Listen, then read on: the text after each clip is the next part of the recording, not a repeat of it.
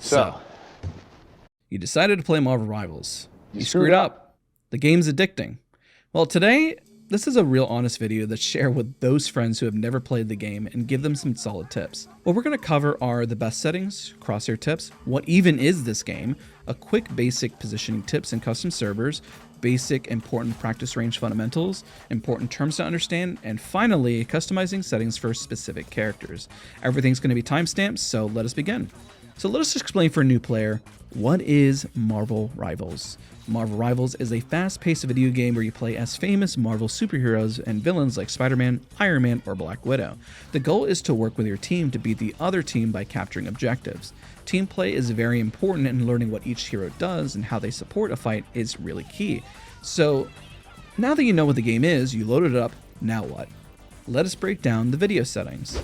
Now, in this portion, what I'm going to discuss is video settings. Everything's timestamped as a reminder. You can change this to your different monitor. I happen to have a second monitor that is a widescreen monitor. When I stream, I actually turn this off just because I like just doing one monitor. Oddly, I like running borderless. Full screen could also be beneficial. May cause instability when you run one or two monitors, which is why I tend to run borderless.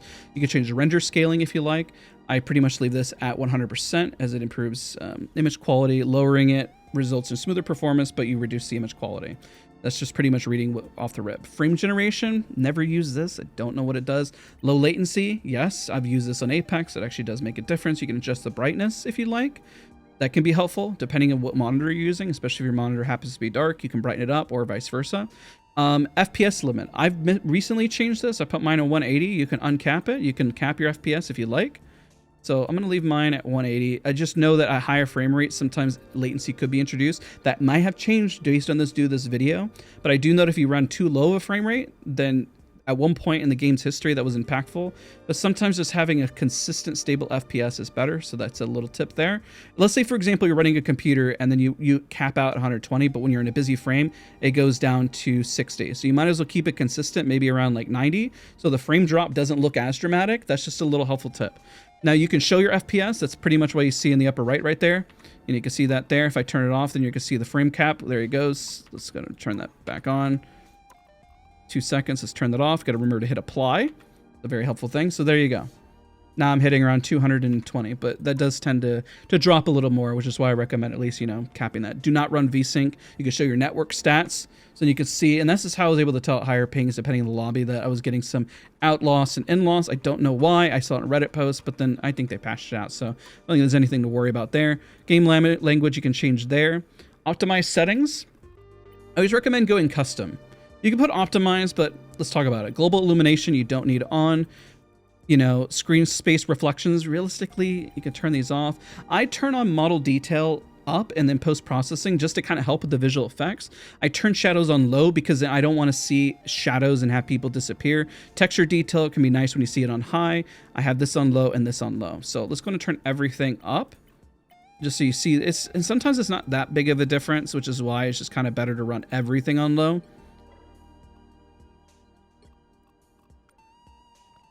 I mean, you'll see the frame rate. Remember I was around like 200, right? Look at the upper right, you see 120, right? But when you drop all this, I mean, like, is this kind of nice? Like, yeah, it adds more color, more depth, I guess you can say. Like, this whole area looks very different. It looks darker. I don't really like that, to be honest. I just, like, look at the difference. And this is why some of these stats can be game-changing, in my opinion. You turn this all off. Let's just put everything on low. And let's put performance. And let's turn low, where everything's just going to look, you could say, quote-unquote, like crap. But, I mean, it's brighter. The frame rate, look at that. I didn't even need to put model detail extremely high. I mean, realistically, I'm just being greedy because I have a decent PC, but I don't need to do that. And so if you have that and you look at the difference of just some of these settings alone, when you're in the thick of it, you don't have to think about a whole lot of this stuff, and it's just not as impactful as you think, especially when you're up here and you're looking at things. They're just not that big of a difference, right? Especially when you're seeing stuff far away. Something to consider, notice how much brighter it is. Let's go back again. Just so you see it, let's just do ultra across the board. I was just going individually before. See? You've lost about 100 frames. And then if you want to just go, I recommend just low. I even turn this stuff off. There's no reason to have it. Boom. Huge difference. Huge difference in just the upper right in terms of frame rate. I also recommend turning off anti-aliasing. I can't stand any of this. I'm sorry that I skipped this. I mean, you could run DLSS for a bit more frames, but I think it looks blurry. You choose what you did. At one point, I was running like these as well. And it can cause the screen, depending on the scenario, to like blur and do other stuff. And you'll look at my other content and you'll see what I'm talking about, because I was running at one point. But realistically, it looks like I've always looked at anti-aliasing as like, it looks like I have Vaseline on my screen. I prefer to see the jagged edges of everything. That's a personal preference. And when I say jagged, you kind of see where it's as if it was a jagged line across. For me, this kind of helps identify headshots and what I'm looking at to hit. Now, again, personal preference, but I'm just running through as much as possible, so that helps you out. So I guess let me give an example when you're up close and personal on the jaggies, is what they call them. If you've ever heard of anti-aliasing, when you talk about those jaggies, you know, let's say Groot right here. Probably you see how the outline is just a little jagged, right? And it's not like it's a make and break thing, but let's say we're using this. It just looks smooth now. Depending, what do your eyes gravitate towards? Personal preference. I like looking at jagged, weird, sharp images like this. It just peaks to my eyes more, and I'm able to see it better if something's in the distance right there. It's just what I've always preferred in FPS. You make your own informed decision. All right, so what we're gonna discuss in this section is actually going to be specific keybinds and what characters have, because most people don't know this, is you can change heroes and change settings of their specific reticles and not save them across the board. So I'll give an example here. Let's go and look at Black Widow, because she's, you know, a character I played a lot of. And you can choose Black Widow specifically, and you can restore defaults. Now, the interesting part when you look at this, let's go and do just my reticle here. And let's go and switch this. Okay, so now that I scroll down, I just wanted to show the difference here. So like I have my own reticle when it comes to what I prefer for her. It's personal preference at the end of the day. You notice how I have a little bit more crosshair in the center. Now, remember, even here you can change things. You can choose hold to activate ADS or not. You can change the ADS sensitivity.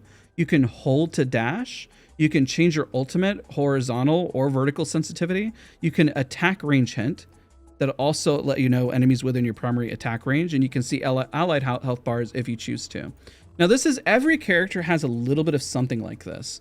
Where you scroll down, you'll notice that they have their own specific settings. Look at Rocket. Rocket even has his own specific settings about whether or not he's going to auto reload, whether he's going to hold to or fall slowly, you know, auto fall slow, hold to exit riding, you know, healing reticle feedback. You can always change and always see that a character will have something specifically designed for them, especially if they ADS or they do something different. Now, not all characters do. Some of them are just kind of boring, like Hawkeye. It's just like allied health bars. Okay, you know, it's pretty straightforward there. But some of them do have extra settings that do matter. So I recommend coming in here to see, hey, do you prefer this? Do you prefer that? It's just helpful to know if you can set something when you switch to your character, you're at least getting something very specific for them. And like I said, not everyone has everything there. So like this one, slow fall, auto fall, you know, ultimate horizontal, and that changes depending on the ultimate because you have a different zoom. Now, what I recommend in terms of keybinds is really all of your own personal preference. Like I'll give an example. Because of Apex Legends, I prefer to use alt as my ping. There's also what you use for combat. Just like knowing our enemies are here. You can change how these all work. I've changed my abilities to what works for me because I played a lot of World of Warcraft. I changed my melee. I changed my tactical. I changed my ultimate abilities, and I've changed how I interact with the environments. All of this is completely up to you to choose from. It's all personal preference at the end of the day. What does your hand feel most comfortable hitting, which specific keybinds, and can you do it effectively? Now, one thing I recommend is careful as you switch these around. My biggest tip is to first set them for all heroes, because one thing I made the mistake of early on when I was playing is I set them for Black Widow, but as I was switching around to characters, like, why did the buttons all switch around? Why is it all messed up? Well, you got to apply it to all heroes first and then do that after. So that's my recommendation when it comes to keybinds, and hopefully that's helpful. So now what we're going to do is segue over to the next bit of settings. So we got a lot to cover today.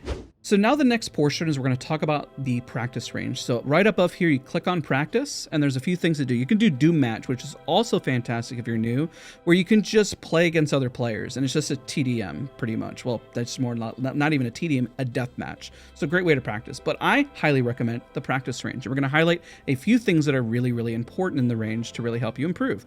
So let's say, for example, you can practice your healer ults and everything like that. You can change your hero and switch it around whenever you want, just by, fighting and moving around. It's great. You can hit the first target here. You can change the character here just to kind of see different hitboxes just to practice. It's also fantastic. You can hover over any location that happens to have any of these ultimate charge, and guess what? Throw down your ultimate. There's other areas that also have a lot of this, and we're going to cover as many of them as humanly possible quickly. You can simulate an ability simulation. So if, let's say I wanted to bring in, let's say Reed Richards in this scenario, I could definitely scroll down and grab Reed and then try it out. You can simulate it just to see what it feels like. It's up to you if you wanted to try it. Now, let's say, for example, you don't want to mess with that. That's okay. You can come all the way down over here and practice healing if you want. You can press DPS there, and there's something even more important I'm going to show you guys. Now, this is also pretty helpful, this other area. We can hit some targets and then get the distance where it says how far away, 30 meters, 25, 20, 15, 10, kind of speed running it here. You can also hit these targets over here. Some of them fly around, some of them running through here, kind of looks like the Overwatch one. There's a really big guy up there that you can also tackle. Now, another spot, you can also web swing around, really explore the map. I think the most important one, I know there's some other stuff over here, but I'll let you explore that. I want to get to the meat and potatoes underneath here that's really important, is down here where you can change and simulate a lot of different things. So let's say you want to practice your aim. This is really, really important to learn, ladies and gentlemen. I can't stress it enough. Let's say, for example, I want to practice against a flying target like Iron Man. I can put him in a random location. I can put it mid to long range. I can have him move quickly. I can change him to moving horizontal or vertical. I can put it random. I can do super fast. I can do slow. I can do quick. I can increase the timer to 120 seconds, or I can just, leave off no timer. I can turn off the music and so forth.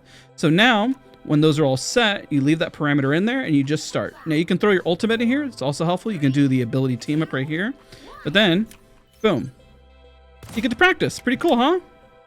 Great way to practice and change it. And you can also look at the back score to kind of see how you're doing based on the timing, and then work from there. You can practice your flicks, you can practice your tracking, just kind of tracking the target, and then let's say you just wanted to flick like that, you can do that. All of it's amazing. Or if you even wanted just to kind of run around and then do, your 180s and then just go flick, flick, flick, and then practice that, well, you have the ability to do so. And this is such an important thing to do, is just getting used to that wide range of motion and then using your abilities. And here's another tip, the last one I'm gonna end on here, that's very, very important. You can turn on friendly fire to practice with also your friends to hop in here. You can bring everyone in. And also you can turn off ability cooldown, which is also important. So if I was playing Black Widow, I can keep spamming this ability over and over and over and over and over and over. Huge, very impactful and beneficial. Let's say you're trying to work on, your Mantis freezes. This is huge for all Mantis players, excuse me, Luna players. I'm just going to leave this one in because I was going to click on Mantis, but Luna with her freezes are huge. But not only are they huge, but that's what I was going to talk about Mantis, is that the E that I recombined it is also huge to practice. Use these target dummies. Really invest in this time frame, and this is how you get the timing, because I promise you, you're only throwing out a couple sleeps during in-game. But if you practice it enough here, then oh, when I go this, that's where it goes. This is where it drops. If I throw it further. All of that is so important. I promise you're not getting enough time practicing it in-game because, you got the cooldown. So huge, huge fact. If you're watching up to this point, you gotta comment, because that is one of the most important things. If anybody has ever asked me any tips whenever I played Battlefield, I was the #1 sniper in Battlefield. One of the biggest things, like, how do you learn bullet velocity? By doing it, ladies and gentlemen. It's so important. So let's go ahead and talk about Crosshair while we're at it. So this section, we're going to talk about Crosshair. So let's go ahead and change the parameters here. Let's just say I want somebody who is mid-range, but I don't want Iron Man. I want somebody on the floor. Let's say we use, I don't know, as a target to hit Spider-Man, because he's not the smallest hitbox, not the largest either. And now what I want to do is I can change my crosshair, and I'm going to show you how to do that, but I want to have a target in front of me that's maybe moving at a normal speed, and I want them only moving at, let's say horizontal, right? And they're at mid-range. Now, the reason why we're putting them mid-range is we learn the velocity. You'll notice that your crosshair needs to be just as impactful depending on the character. And I changed them. You'll notice that Widow was a little different compared to Mantis. And where I believe if I lead, where it would hit. So if I lead around the further part of the box, you see how I'm further apart, kind of aiming there, then it's going to be more inclined to hit. There you go, see? Towards the outer rim of it. I kind of keep this as a general one, but you could be more specific. So let's talk about crosshair settings. I'm just giving a kind of a rough estimate because Mantis and a lot of characters can have very low bullet velocity. And when I mean velocity is if you throw it, it takes a second to hit the back wall, you see? Takes a second. So that velocity needs to be accounted for. That's what we're talking about Battlefield a second ago, where you learn the speed in which somebody moves because you're leading with the target. And that can be helpful of where they exist within the crosshair. And so where you do this, let's go ahead and talk about that right now. You talk about crosshair. Okay, sorry. So what I had to do is I turned off all the walking in the background. So I turned that off so you didn't hear it all the time. So when you look at the default crosshair, it moves around. There's a lot that you can change here and how much you can customize, and you can save them. So I have like DAS, I have subtle. So it pretty much means like almost nothing's there, but you can also add a new save. So you always have this here. So the reticle type, let's say for example, we wanted to just do something that was just a circle. I also recommend changing your HUD to instead of a larger scale, to a small scale. That's I just don't like seeing too much on the screen because there can be a lot of visual clutter. You can turn off the reticle animation so you keep it consistent. You can change the width. Let's just say you wanted something extremely thick, essentially, just as an example there. You can change the dot width. So maybe the center is less impactful. Maybe the outer rims mattered more to you, right? You can change that around, move it around. Let's just keep it just obscene like that, just for the fun of it. You could turn the opacity. So even though it's very big, right, and it's a little thick, AO, comment down below if you like them thick. You can change the opacity as well for the dot. Let's keep that sharp. You can move this around, right? You can change the details even further with the width. Let's say you want that to change. I mean, there's so much that you have in control of here. It is crazy. Let's just say we remove all of that as well, and you can blur it. You can change the opacity even further there. This is probably one of the most customizable outside of Valorant that I have seen. And you can change this gap. You can make it extremely far. You can make it close. Let's say we bring it like right there. So then you have it all around there. And it's, you know, that's not even that bad. I mean, you change the radius if you want. There's so much that you can do. You can change the color. Let's say we just put red. You can do yellow. You can do green. You can do custom. And you can add your own hex in here, color or color hue. Maybe you wanted to do it because you just want to do your specific branding.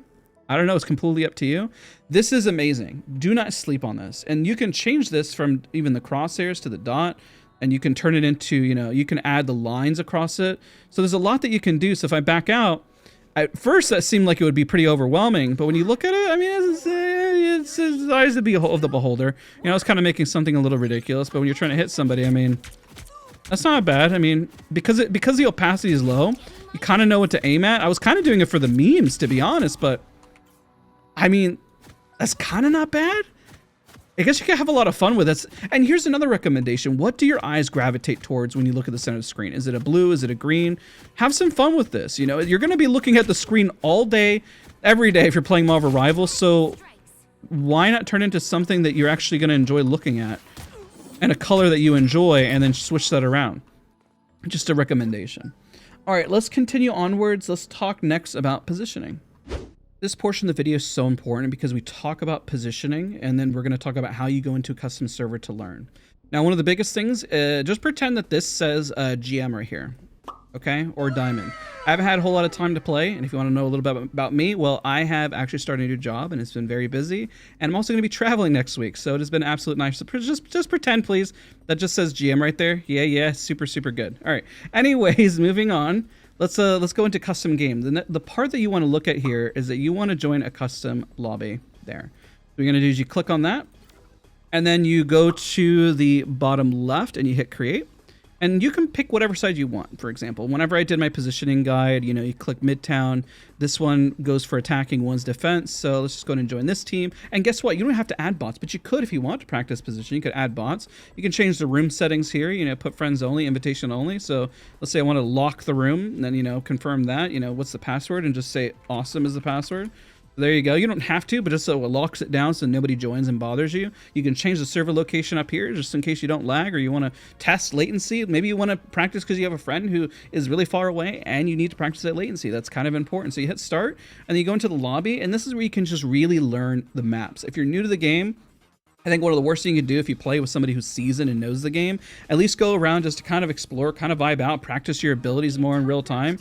Now, as you're doing this, you'll realize right away, one of the biggest issues is that it takes time to load in. So it acts like a normal lobby. So another tip I can provide to you is that depending if you're attacking or defending, choose which side that you want to control, especially for convoy. Because if you want to be on the defense side or the attacking side, you know, whether they open stuff up or, you know, it ends the game sooner, just be very, very mindful of that.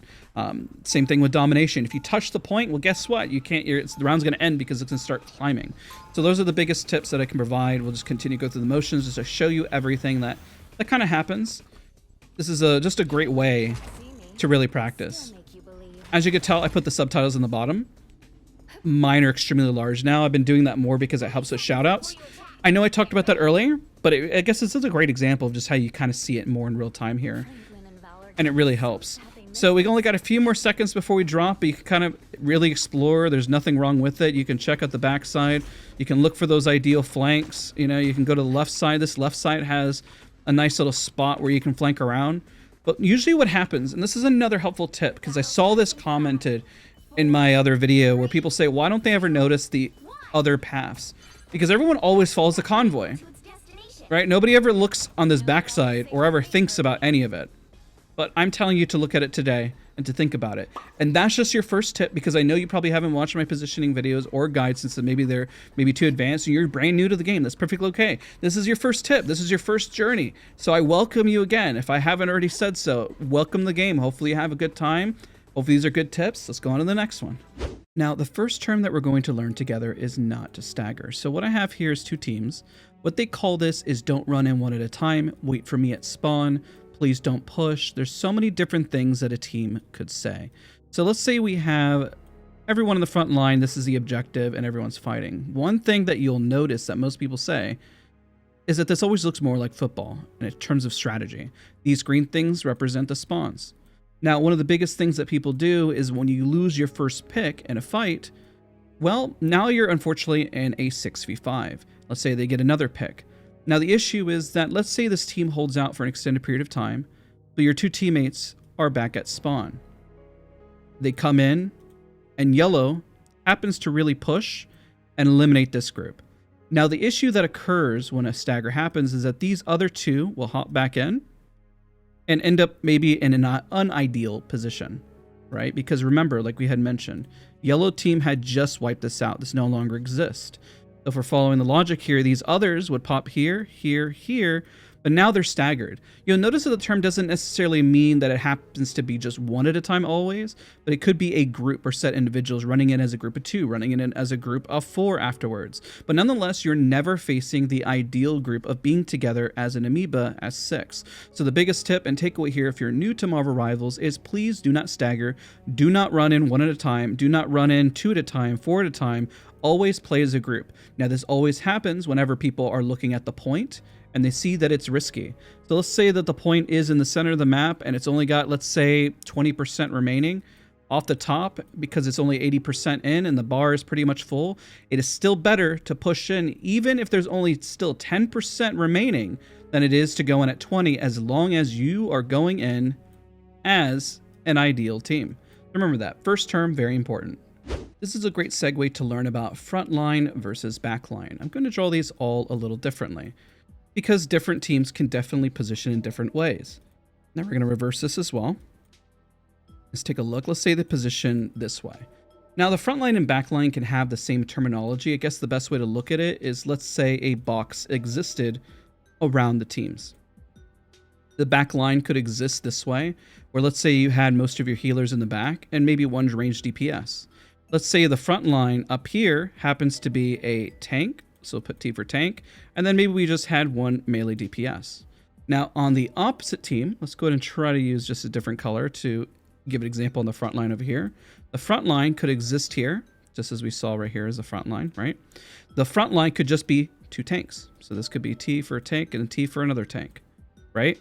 Now as well, when you look at, you can call it a middle line, but it's mostly the back line, because that back line is still could be, 2 healers in the back, and then just 2 ranged DPS kind of fluttering around this way and fluttering around this way and holding different spots. The reason why I have the top one looking the way that it does is because it could be positioned in very different ways. But I guess the best and most simplistic way to look at this is always ensure that when you're looking at the screen that you say the back line could be this color and the front line could be this color, whichever way you want to look at it. One's in front, one's in back. Very simplistic way to look at it rather than maybe the more convoluted way that I did it. But make sure that if you know what you're attacking, that you're trying to get past that front line of a Doctor Strange, a Magneto, people that are in the front trying to block that damage. That is your goal and that's your key. So let's go on to the next term. All right, now that we've explained what a front line versus a back line is, this makes it easier to explain what a dive character is. Now you'll notice that I've pointed out here somebody in a really awkward position, not grouped up with their main group. Let's just say they're on height and they exist elsewhere. A dive character, let's go ahead and say, for example, here, let's utilize Captain America. We could utilize Spider-Man. We can utilize a lot of different characters. Now, we'll use red. I'm sorry that it looks similar to pink, but it would be a disservice to Spider-Man if he wasn't red. He's not evil either, so that's perfectly fine. Now, what Spider-Man would do is he'll talk about how sticky he gets, and then he'll go over here, isolate this person, pull him over to the side, and then do his little combo if he's paired with Venom, and eliminate them. And guess what? That's what a dive character is. A dive character is supposed to isolate somebody out in the back. The beauty here, and what it does, is now that you have technically a 6v5. Because this is a group of 5, and you've picked somebody off, and maybe you've picked off a healer. Maybe you've picked off one of the ranged DPS that's being a real big pain, but now they are no longer there. They no longer exist. They're gone. So that is what a dive character is. Now, in the next part we're going to discuss here, let's go ahead and segue as well. We're going to talk about why you need to switch characters. Now, this can happen in multiple scenarios. Remember, like we had just discussed, let's just use a dive as a character, right? Let's say the tank is overextending. We're going to use blue because it's just for Captain America, right? Let's just say Captain America goes and puts pressure on the back line and goes through, and then maybe we'll draw another one. Let's just say this one is Hulk because he's still part of the blue team, but also I'm going to overlap a green arrow right here for Hulk because he's going back. Now let's say you got Hulk and Captain America. Now the downside is, let's say they're running a Namor, somebody who's great against dive, right? Namor is here. We're going to put a little different color. He's smiling, and he realizes that he can say, "Protect your king," and he's dropping all the little squids around and over here, and they're over DPSing the back line. So what would the tanks do in this scenario? Well, they would naturally switch because their dive is not working as effectively. Now, there's a few other things they can do. Maybe they switch to a more oppressive front line, is able to do a little more damage, but the idea here is that you switch. It's very important to switch up if your tactic is not working. Doesn't mean to switch every single round, because that's probably the question that most people have is like, what if it's just not working? Stick with something, see who your biggest threat in the lobby is, and identify it from there. Also, be well-versed. Do not become a one-trick. Be flexible for your team, because at the start, you're going to be able to have that drop down at the beginning, and you see everyone locking in, and the last thing you need to see, if pink is for DPS or blue is for healers, you got one healer, and then everyone else for some reason locks. Oh, look, another DPS, another DPS, another DPS, another DPS, another DPS. Wait, what? Where are the tanks? Question mark. And that's why you need to be flexible and willing to switch characters, because otherwise, 5 DPS paired with one healer, that's not going to work as well. So really great tip, just a reminder. So let's continue on with the video. All right, this next one is pretty easy. Let's say you have a few individuals on the point, but of course, one of the biggest mistakes, let's say, for example, yellow is Mantis, they pop their ultimate, right? Let's say the last color here happens to be blue as well, and then they pop their ultimate. The problem here is stacking ultimates. Ultimates are used to extend the amount of time that you have on point to ensure people stay alive. Stacking them adds no extra benefit.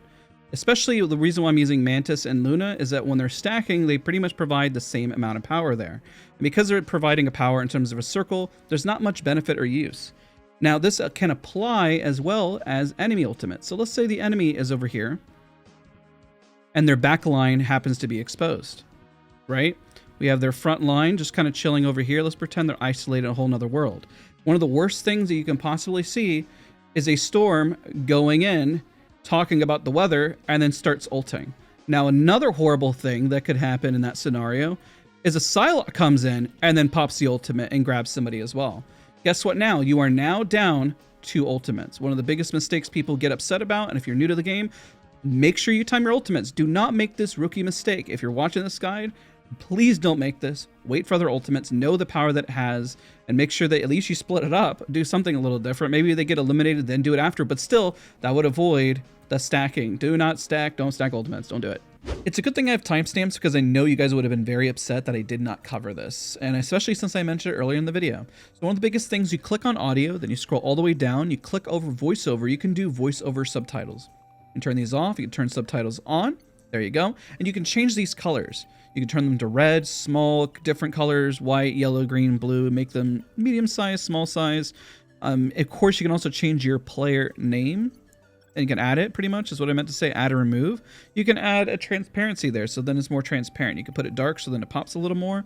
And of course, you can change under accessibility the different colors. So I'm going to add that as an extra feature here, because you're probably looking there and say, why do they appear different colors? You can change the color. You can turn them into something that, you know, more appealing to you, that works for you. You can change the ally color, the enemy color, the HP bar color if you want. You can change the shield color, the warning color even. Go crazy with this. This is your setup. This is what's going to pop for you. It's important that you like what you look at. And so that's pretty much everything I got. I'm going to segue here. I'm going to jump cut. Thank God I remembered because I almost forgot to put it in the video. Good thing, again, we got timestamps. Well, that's about everything I can think of for this guide. If you want more terms, we can do a dedicated video to just terms only. Comment down below and let me know. I'd love to do a full video on it, only if it's helpful. Now, comment down below if I missed anything. I try to make this all-encompassing. It is a long video, so hopefully it's helpful for you guys. At this point, you go into quick match. You do everything else that you're supposed to do. You do match, go vibe out, go play the game, go enjoy the Clash of Dancing Lions, go practice against AI. Go play the game, go have fun. If you enjoyed this video, if you found it helpful, please share it with your friends. Please share it with a friend that is brand new to the game, and hopefully this is very helpful and gives them a nice long introduction to the game, but also one where they feel well-rounded, and if they're at work, well, they have something to listen to and help them out and give them some guidance. Thank you again as much. Don't forget to subscribe to the channel if you want more, and I'll see you guys all in the next one.